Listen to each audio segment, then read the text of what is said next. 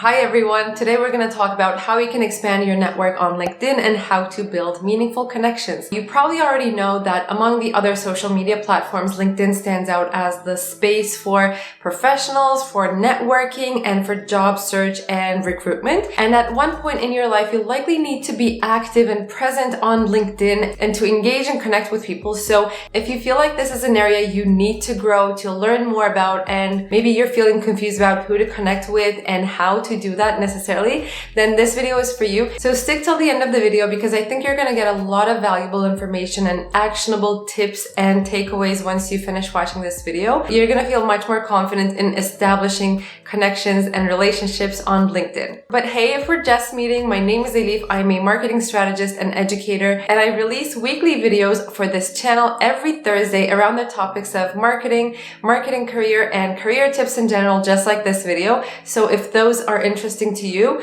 then consider subscribing to the channel if you're not already subscribed, and it will be a pleasure to have you in the community. Okay, before I dive into the topic, here's a little summary of what we're going to cover in this video. So number one, we're going to cover who you can connect with on LinkedIn, and it's actually going to be a long list of people. You might get surprised at the end of the list. Number two is why you need to connect with people and what that means for you. Number three is how you connect with people. And connected with that, we're going to talk about how you can personalize the invites when you are connecting with people, which is a key thing I never want you to miss out on again. So we're going to cover those main four things. If you feel at any point in the video that you already know the answers to that certain section, then look at the timestamps in the description bar below so you can switch to the section that's more relevant for you. Okay, let me take a sip of my coffee. If you need one, go grab yourself a cup and meet me back here. But I will be getting started in the meantime with who you can connect with on LinkedIn. Number one, start with the people you already know from school, from family, from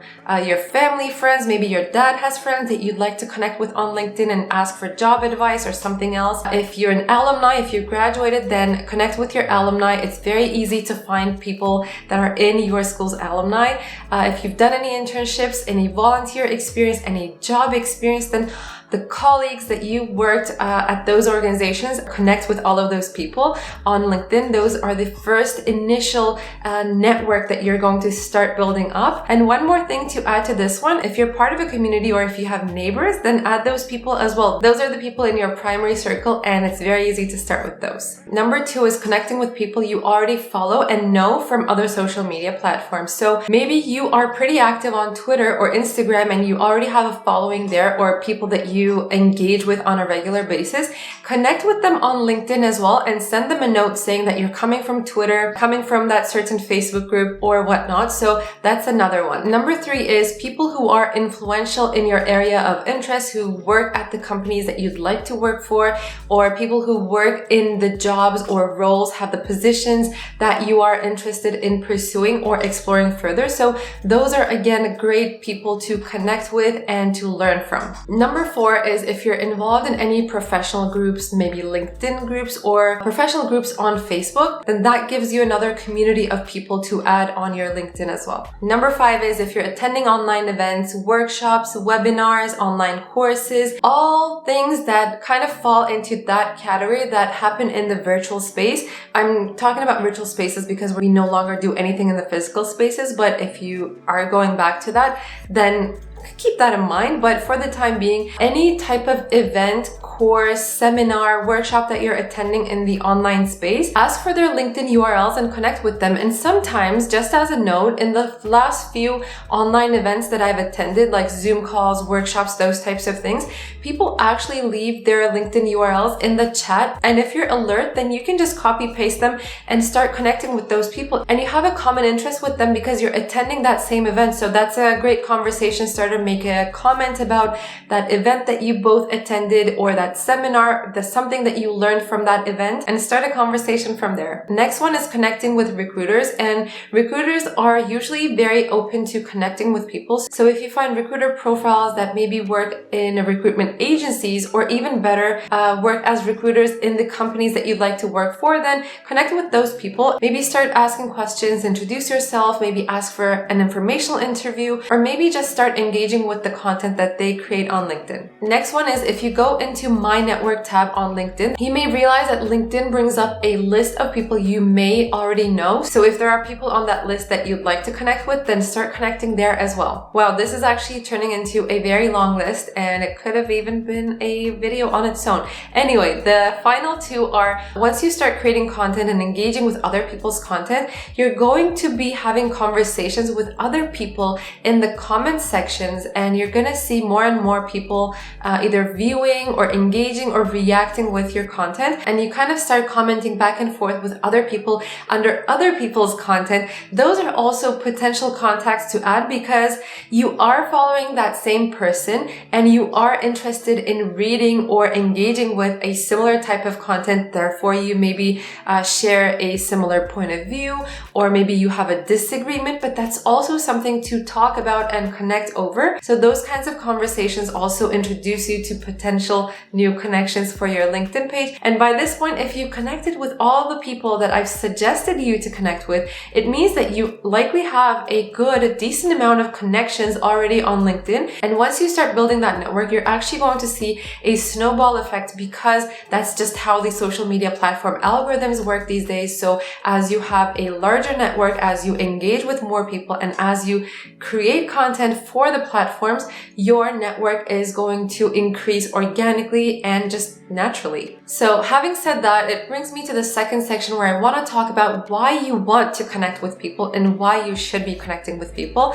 And the number one thing is the last thing that I just said. So as you expand your network, as you have more people in your network, and as you create more content for the platform, the algorithm is going to favor you, and it's going to help you build an even bigger network and to help you become more visible for a larger audience, which is essentially probably something you'd like to have, because what that means is that as you are expanding your network, as you're creating content on the platform, it means that you're building a personal brand, and your LinkedIn page, it's kind of evolving into a portfolio of your work and who you are. So that essentially makes it easier to start having conversations with recruiters and to draw recruiters to your profile instead of you always doing the outreach and seeking for opportunities. Maybe the opportunities will start coming to you as you start building your network and getting to know more people and establishing those longer lasting relationships. And at this point, if you're thinking, well, I don't need a new job, it doesn't only translate into having a new job. It could also mean speaking opportunities or collaboration opportunities or partnership opportunities, or maybe someone's seeking advice and they reach out to you and you become their mentor, or maybe someone reaches out to you with a book deal. Who knows? And the other reason why you should want to connect with more people and have a larger network is because of the learning opportunities. If you follow and engage with more people's content, it means more learning opportunities and inspirations. However, having said all of this, we don't want to just expand our network for the sake of that number. As I mentioned earlier, we want to establish meaningful connections that start with a proper conversation. And this is where we're heading next. We're going to talk about how to connect with people and how you can personalize your invite for your LinkedIn connections. All right, first thing I need to mention about personalizing the invite for anyone who is new to connections on LinkedIn. So when you're in the desktop version of LinkedIn and you go to someone's profile, you're going to see that connect button at the top right corner of their kind of profile page. If you click that, you're going to see a pop-up that asks you if you want to customize your message and add a note. And the best practice is to always add that note. LinkedIn gives you 300 characters to add in that note, so you can't actually write a long text there. But I can't emphasize enough the importance of personalizing your invite, adding that note so that you give context to why you are connecting with that person if that's someone that you don't already know. So that's with the desktop version. If you now move to the mobile version, which is important to know because there is a major difference between desktop and mobile user experience on how you connect with people on LinkedIn. So if you just simply click the connect button, it's going to send a connection request instantly without asking you to personalize that note. So if you do want to personalize your invite, you need to click this menu right here, and you should click personalize invite instead of going for the connect button on their main page. So here's my rule of thumb. If I'm sending an invitation to someone I know personally who I am close with, then I can't skip the personalized invite. But if I'm sending the connection to someone I don't know, I always personalize the invite, and I suggest you do the same as well, because it gives context to why you are adding that person. And it's also an opportunity to start a conversation. And I don't care if that conversation goes on for longer. Maybe it's just 2 messages back and forth.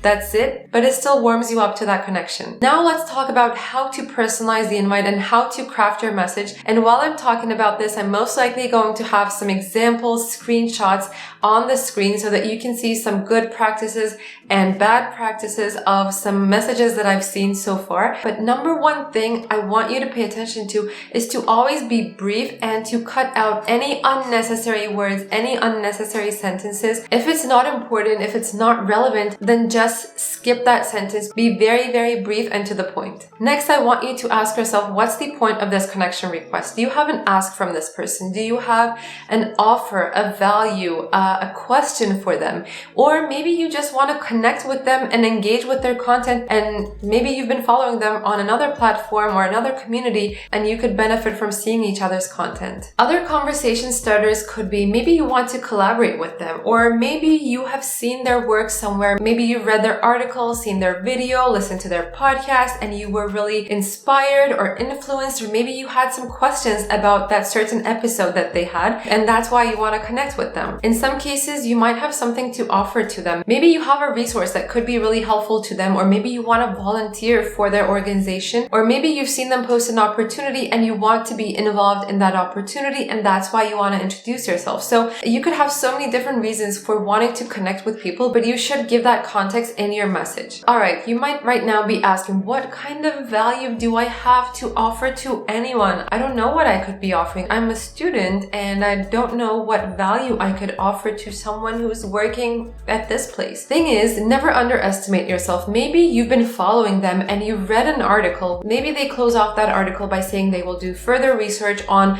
X topic and they will be looking out for more information to answer question XYZ. Perhaps you've done a lot of research on that subject, or maybe you've come across a resource that could be really helpful for their research and you could be sharing that. Or maybe you have a question about something that they've written and maybe you disagree and you want to open up a conversation about that. Or maybe you've seen someone post an opportunity, maybe about an internship, or they're seeking for a virtual assistant or a web designer, or maybe even they don't mention explicitly that they are looking for someone to add to their team, but they just need help with web design. Or maybe when you read their content or watch their videos, you realize there is a gap that you could fill in. And I actually have a great example on this where the video editor that I currently work with, Leandro, he reached out to me via email with his service offering because he was a subscriber to my channel and he was watching my videos and he noticed probably that I needed to up level my editing skills and post-production. So he reached out to me with a service offering. It was a good match. I wasn't actively looking for a video editor, but we started working together. So you don't have to wait for someone to explicitly voice out a need or something they're looking for. Maybe you already see it because you've been following them, you've been engaging with their content, and you know an area that you could fill in. So that's the value that you could provide. Let's now take a look at some good examples of personalized invites that I've received from subscribers, from people in general that I really liked and that I took screenshots to include in this video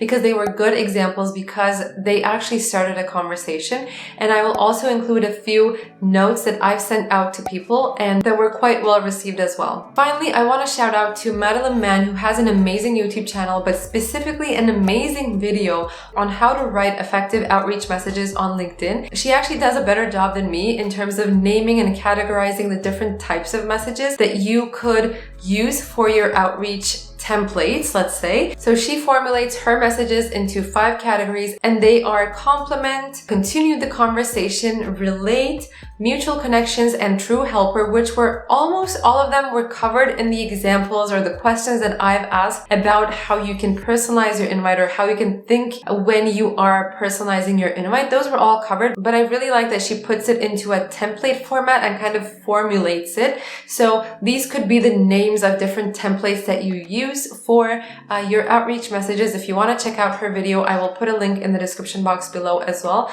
That's also really helpful. This video and her video could really complement each other well. But I feel good about what we covered so far about how to personalize your invites in this video as well. Hopefully you have some actionable takeaways that you're going to start implementing as soon as you get off YouTube. Finally, I want to close off by saying that it's not enough to just start a connection or connect with someone and leave it there. But ideally, if you want to build meaningful, longer lasting connections, relationships with people, and a network that you can reach out to for anything that you need in the future. It could be when you're looking for interns for your students like I am doing currently, or maybe you are the one who's looking for a job, or maybe you have a content that you want to be distributed to a larger audience and you need your network's help to do that. It's really important for you to keep those conversations and connections warm and engaged over time as well. So I know that LinkedIn is a lot of time investment, but it could really be worth it if LinkedIn is a good channel or platform for you to be on as an individual or for your business. And that's it from me today. Hope you enjoyed watching this video, and if you're still here with me, thank you so much. I really appreciate you watching this video and supporting my channel, supporting my content, and I will see you with another video next week. Take care, guys. Bye bye.